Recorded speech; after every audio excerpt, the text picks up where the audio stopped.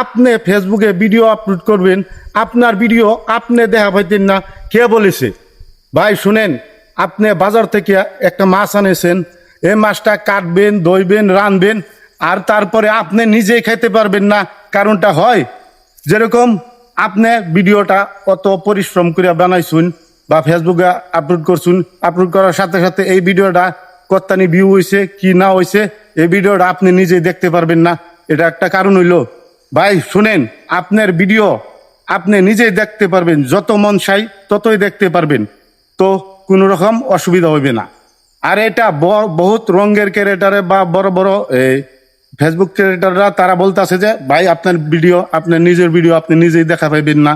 ভাই এটা ভুল ধারণা, এটা তারা তাদের ভিউজ কামানোর জন্য বলছে। এটা একজাক্টলি যে আপনি আপনার নিজের ভিডিও আপনি দেখতে পারবেন, এটা ফেসবুকের কোনো গাইডলাইনও লেখা নাই, আর বা কোনো আপনার গাইডলাইনও নাই ফেসবুকের। তো এটা আপনি দেখতে পারবেন। যেমন নাকি আপনি ভিডিওটা দেখবেন, আপনার ভিডিও আপনার নিজের ভিডিওই আপনার এই ভিউজটা কাউন্টিং হইবে। তো আপনি যখন আপনার নিজের ভিডিওটা বা বেলেগ একটা প্রোফাইল দিয়ে বা আপনার নিজের প্রোফাইল দিয়ে দেখতেছেন, এই ভিডিওটা আপনি 5 থেকে 10 সেকেন্ড দেখতে লাগবো। দেখার সাথে সাথে দেখবেন আপনার ভিউজটা তারা নিজেই কাউন্টিং হইব। তো ফেসবুকের এরকম কোনো গাইডলাইন নাই যে লেখা আছে যে আপনার ভিডিওটা আপনি নিজেই দেখা পাইতেন না। তো ভাই এটা ভুল ধারণা, ভুল ধারণা। এখন থেকে আপনি নিজেও দেখতে পারবেন।